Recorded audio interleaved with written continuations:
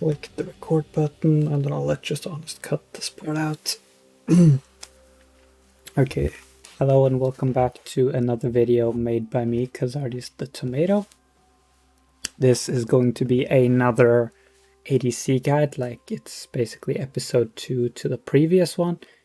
In this episode we're going to be looking for the aggressive ADCs. You can see the pictures of some of the ADCs going into that class in my opinion. Everything I do say in this video can be subject for argument, but I would say that this is what I've gathered through my experience from my Unranked to Masters series, and since I've played mostly Tristana and Caitlyn, I thought I'd make this part a little bit just like right now, because I felt like I had the fresh knowledge that I've gathered here, so let me try to share it with you. So in this video, I want to go through how to think about how you do your champ select, how you play your laning phase, mid game, late game, pretty standard. I have a video here in the background that will be, I have a game here that we'll be watching after.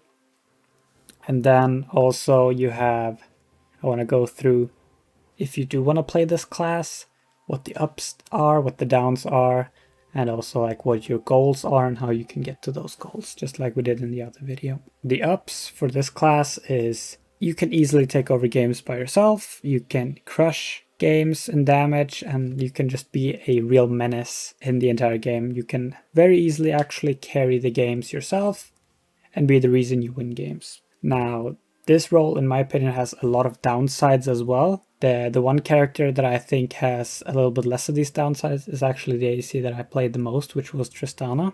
And that is that they're very useless when behind. They don't have many tools to help out the team once behind. So if the early game goes bad, the game becomes very difficult to be useful. Another thing about this class of aggressive ADCs, sometimes they can be very reliant on having at least a decent support. That's why we also have some of the ADCs like Samira and Kalista here. Those two really have a lot of synergy in their kits with their supports.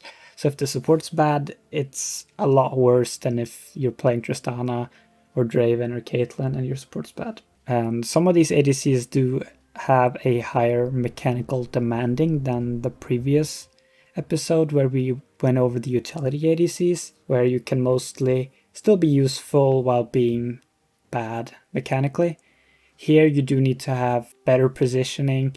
A lot of these also don't have that high range. Obviously we have Caitlyn with a very good range, but then we have stuff like the Draven, the Kalista, the Samira, very low range, but very deadly once you get to that. Once they're ahead, they can often build semi-drain tanky. So what I mean with that is you would have Draven, for example, or Samira that would build something like Shield Bow, Bloodthirster, and maybe even stuff like Death Stance can be coming into those builds, making them very difficult to deal with once they get to their items quickly. What are the goals when you play this class? Your goal is to get fed, take over the map, get the Drakes, get the Heralds, get as much gold as possible, as quickly as possible, and then just try to snowball the game out of control before the enemies can catch up.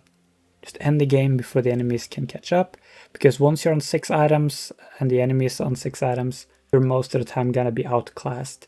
The two exceptions here would be Tristana and Caitlyn in my opinion, because Caitlyn is a little bit different in the fact that she will always be getting ahead early game to then carry her through her rather weak mid game, but then she's very strong once late game sits around and she has her 4 or 5 items.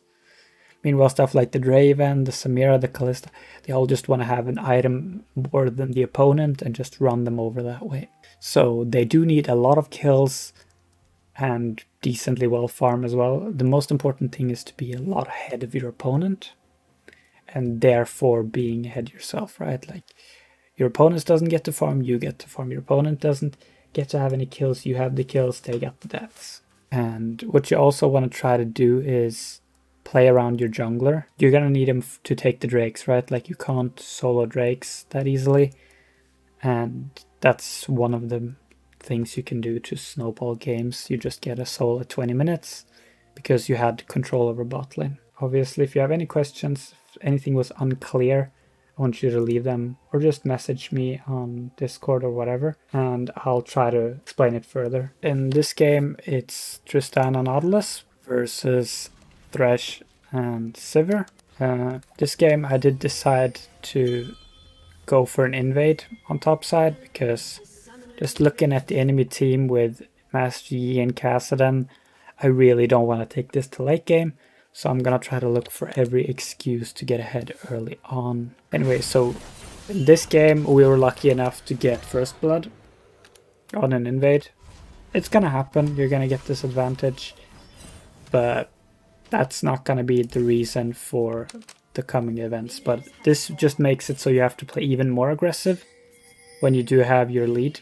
Make sure your jungler doesn't get invaded. That would be pretty bad because you do want your jungler on your side of the map because you want to be able to play far up as much as possible. I will also mention that this Nautilus is not a support player. I checked him up after the game. He's actually a top laner. So that's why you're going to see him be a little bit more passive than some other supports would be in this situation, and he's already taking farm with his relic shield. So we do get pushed in here, and what I do to try to counteract the fact that we're getting so hard pushed in is using the End the Wave. I also am trying to position myself further up so that I don't get hit by the Sivir W. But I do realize that at this point he's already used all of his relic stacks. Thresh still has one. There's no way we get level 2 before them. So I will ping my support off and just wait for the wave here. This might even have been a little bit too far up. I feel like Thresh, if he wanted to, could have flash flayed into hook if he made the decision instantly. But then once we get level 2, I would like to look for an all-in, because we do have item advantage, and even without item advantage we win all-ins just by the nature of the champions.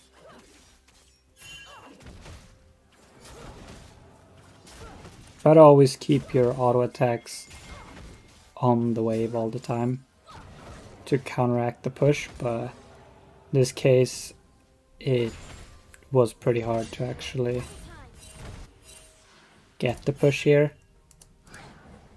Nautilus hits a nice hook here, and very important we get the summoner spells from one person here. I'm pretty sure we get Thresh's flash as well. Okay, maybe not yet. But we get summoner spells here. Udyr is on our side of the map, so we're not that afraid of Master Yi at the moment. We also somehow got a ward on their blue buff. I don't know who put that there. I'm assuming it was Talon. But this makes... Normally I would be a little bit afraid about this, but since we have Udyr covering our entire top side here, there is no worry about Yi being here. We do get another kill here, and now we just need to make sure we don't drop it. Udyr is pinging for an invade, so I did on my way ping once to make sure that I've seen that he's doing it and that I will be on my way once I've shoved my wave out. But Sivir walked up a little bit too far there, so I took a minimal risk because Thresh is still miles out. And so even if I die here, so let's say I would have died here by the next tower shot, it would have still been worth it, because even if I die here, I deny her 1, 2, 3, 4, 5, 6, 7, 8, 9, 10. 10 minions, 5 melees, 5 ranged. And a melee is 21 gold and a ranged is 16 or 17. Not sure, we'll see here. I usually would know it, but right now I'm a little bit foggy. So we'll see here how much gold a ranged minion is. If I can actually hit it. Okay, no, I can't actually hit the minion. But anyways, 21 is roughly 17 or so. So it's 5 times 21 plus 17, which is 38. So 38 times 5, basically a kill. I deny her 2 kills off of this because I didn't die myself. He does manage to make it out. I should have recalled once he flashed over. Takes me a little bit more, and then Thresh shows up, so I wanted to make sure they're all okay. Well, we recall now. Let's see how much gold we have. We have enough for a Noon Quiver and either boots or another longsword. Probably getting boots here. And maybe a potion as well. Yeah. Waiting to almost full HP. We're gonna regen back most of it by the time we get back into lane. So we are missing basically 100 HP, but we're gonna get that back through the little bit of Omnivamp that we do have, plus the, you can see the runes there as well, but plus the bloodline that we have. So we're gonna get back all of our HP in a bit. In this case, it wouldn't have mattered if we show up a second later, but normally you want to make sure that you leave base a little bit before you're on full HP. And at this point, we're ahead, and I'm pretty sure even if Master Yi is down here, we can 3v2 it. But Nautilus hits another hook, and we'll just pick up the Thresh here. There we go. And it's very important that you also know how to take small victories. So in this case, it would be completely acceptable just to recall. Obviously after pushing in this wave. So we'll use our abilities on the wave, get this shoved under, and then I'll rotate over to Dragon. But I would think it'd be fine if you decide to recall instead, because they should be fine. And you just want to get the gold that you have on the map again. So just a pickaxe, and then back on the map you go. I do believe that this potion is what I call the if I fuck up potion. Usually don't need this if you're perfect, but I'm usually buying a potion sometimes if I do take a bad trade. Let's say I get hooked and I lose half my HP, and I still want to stay and catch the wave when they push it back. I won't be able to do that if I'm half HP, but if I have a potion, I'll get just enough HP to where they are no longer gonna look to dive you. If that makes any sense. Anyway, back to the game. And now we've gotten our lead. So the most important thing is to try to increase the lead without risking anything. Like, you can take small risks, but just make sure you're not giving your opponent anything. Like, you can risk things, but don't risk your shutdown in this case. Because all you want to do is you just want to close up the game, right?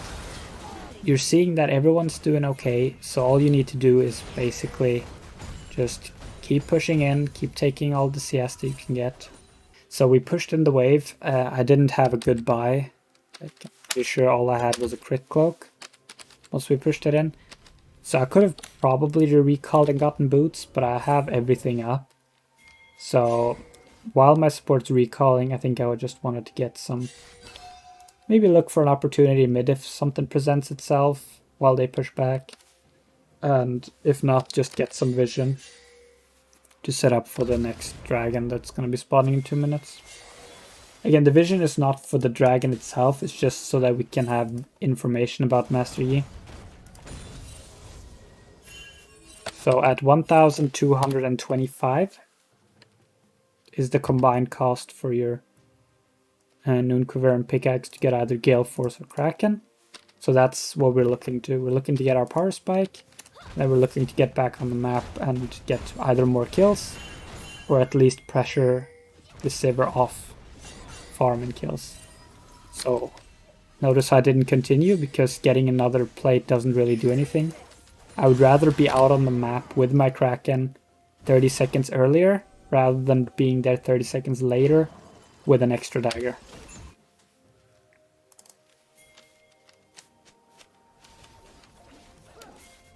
So Udyr shows up, it's a free 2v2. I'm pretty sure that I would have won this 2v1 as well. At least after the Thresh misses the Q. Sivir does flash away. So, and exhaust, so I'm pretty sure she escapes.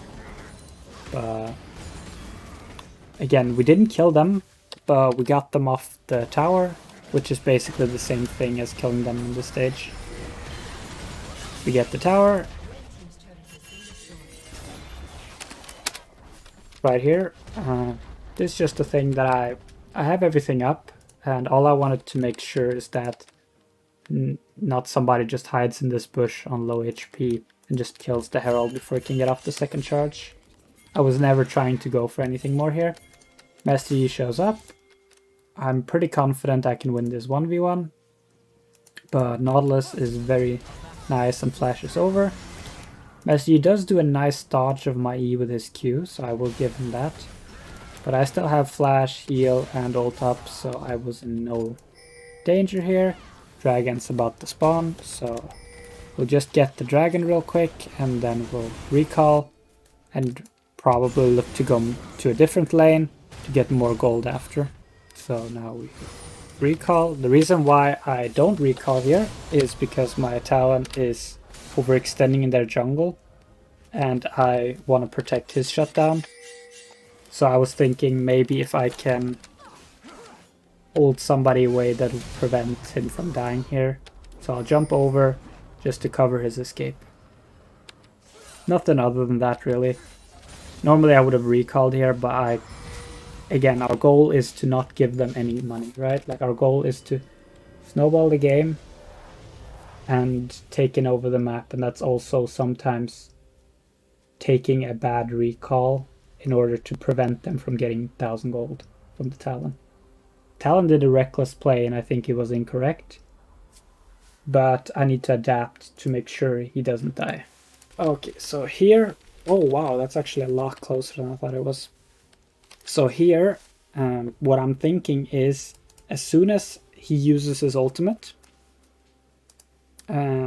what's his name, Kazz, he's a free kill. Because I know that we're the same level, he's level 9, I'm level 9. And so I'm standing out of vision range here. I guess I did show a little bit too early. I did show, but he ulted, so his ult is on like a 3 to 4 second cooldown, like something like it. Like it's decently high on level 1, so that if you engage instantly after he ults, let's try to show it again. All I'm doing is waiting until he ults. If he doesn't ult, I would never have jumped in. So I'm seeing he's staying, so I'm thinking he wants to just take the wave, and he'll probably just E-ult the wave like all the Kassadins do, right? So as soon as he ults, my thought is I'll one-shot him and jump away. He ults, I jump in. Now he has the next ult, but by that time I already reset my W with my E. He flashes away. Not sure if that flash is necessary, but I was here to get a kill, so get a kill I did. Look on the map, 2 people top, 2 people could be here, so I'm gonna push this in and probably get away until I see someone else. I do click on this vision plant just to see. 1 more person, okay, we see Sivir. Thresh could be in the area here, just keep that in mind. I do still have my W. We do see Thresh now, but I do think this was a little bit reckless on my part. I should probably have backed off sooner, because if he is there and he hooks me, I could have possibly died there. Anyway, I do see the ward go down, so I'll probably just back around the corner. They do still see me, which a little bit unlucky there on my part. But anyways, we have 2000 gold, so we get a BF sword, and I'm trying to think if armor boots or attack speed boots is better this game. Pretty sure just because I have lethal tempo, I don't need more attack speed against their rather squishy comp. So I think armor boots would have maybe been a better purchase, but I think I was thinking just that getting Bloodthirster is more important. So anyway. I would have ran mid sooner to try to get the mid plates, but there was never really an opportunity yet. But we go mid now. This random fight ensues. I'll just let it play out and then I'll comment on what actually happens. Okay, so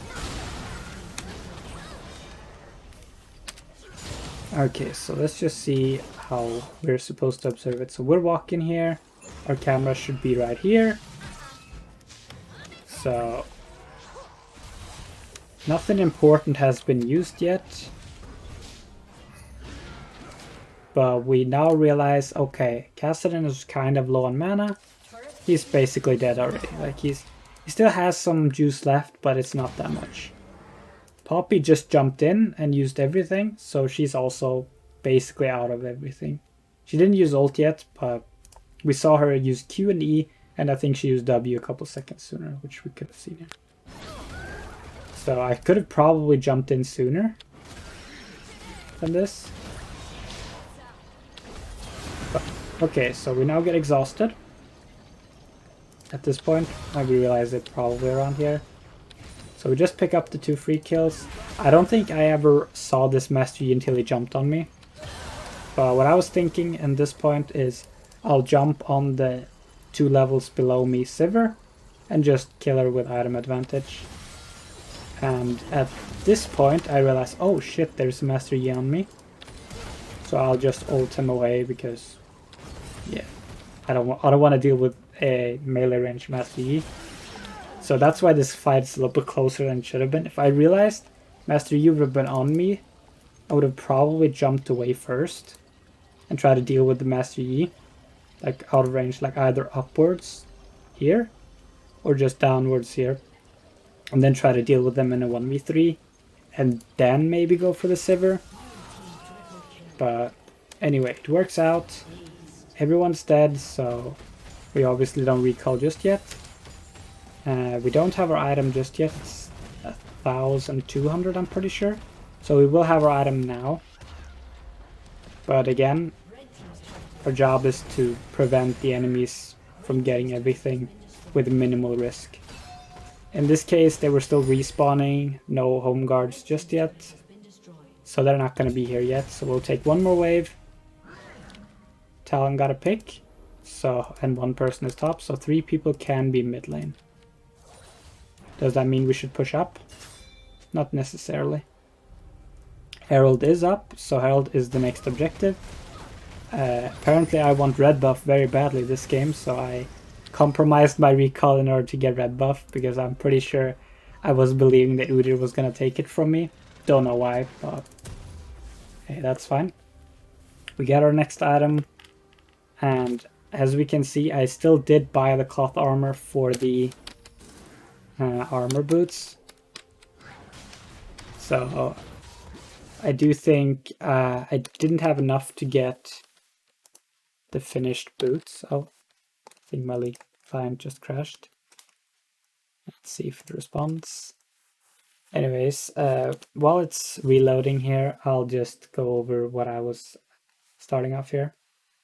So I was earlier thinking, I'm not sure if I want to do armor boots or attack speed boots. I think both are fine. Looking back at it, I think just going with the armor boots is the safer option. But yeah, while this re-goes to where we were, I'll just see if we've missed anything in this game from that. So in this game, I did have an autofill support, but he was still doing his job. Like, I wouldn't consider him being useless. I think he was very much doing his job as a support. He could have probably done a better job, but he was doing what he had to do. We got the Drakes early, we got ahead, and we always kept pressure up.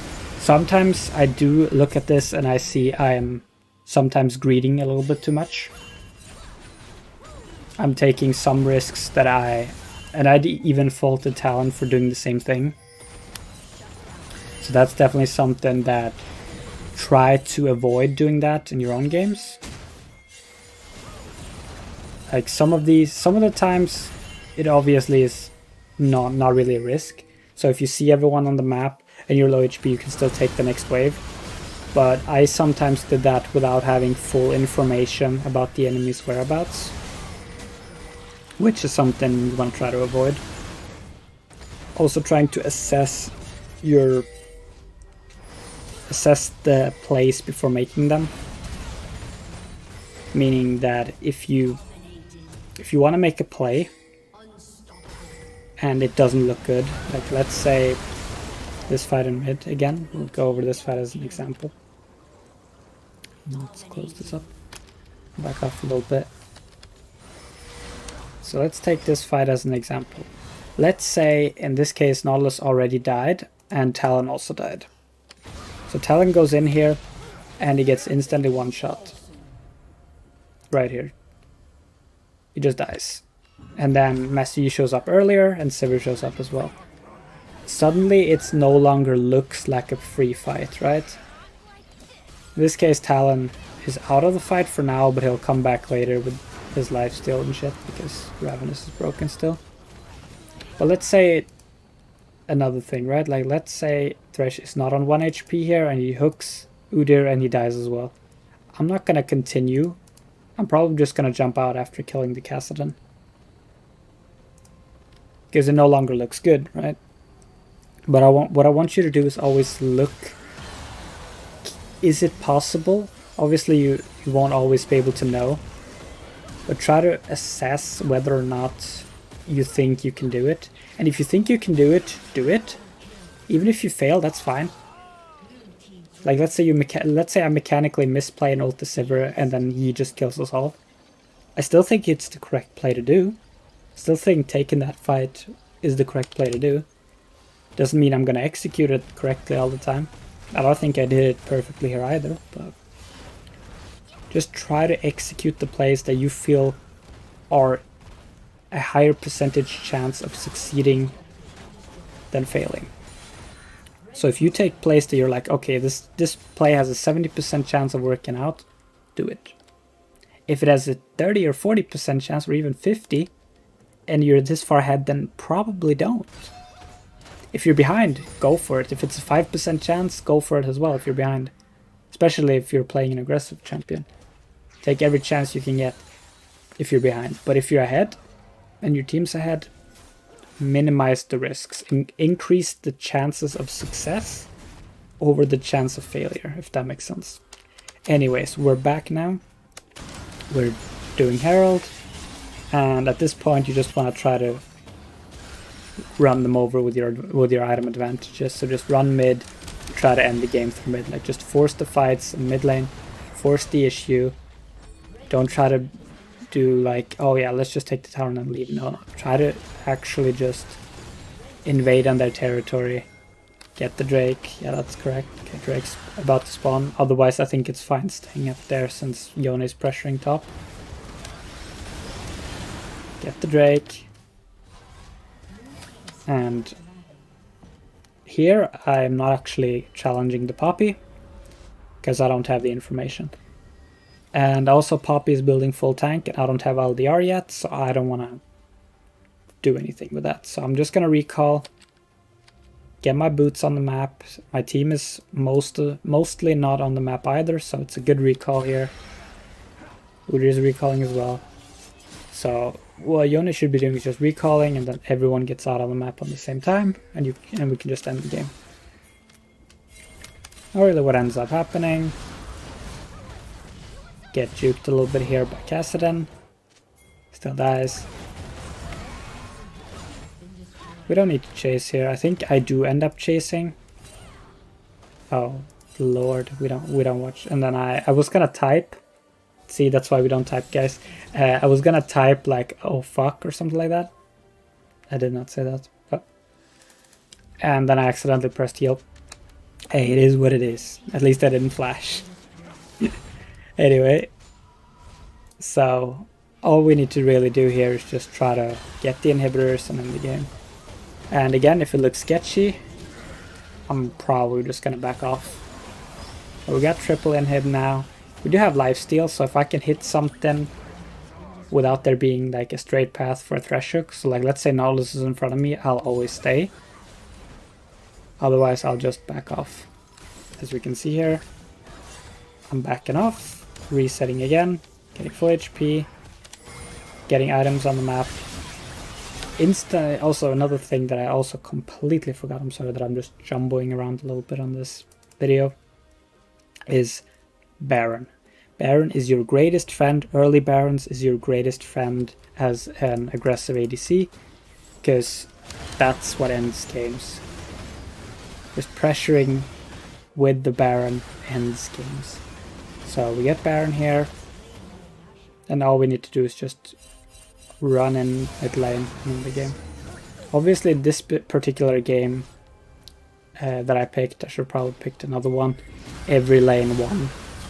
So maybe not the best game to showcase this, but I do still believe that we, as an aggressive ADC, got in what we needed to.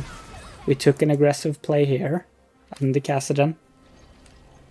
It wasn't even that risky, to be honest, because even if someone else is there, like let's say Master Yi runs around back, yeah, the game's over. Let's see if we can find that play actually. Is it here? Oh, it is here. So even if, let's say Master Yi is here, even though we do see him on the map, I will always have a W up, unless he would have flashed away instantly. So we still have flash, ult, everything up. So let's say Master Yi shows up, wherever, we would still have this W, and then the next W for killing the Kazz.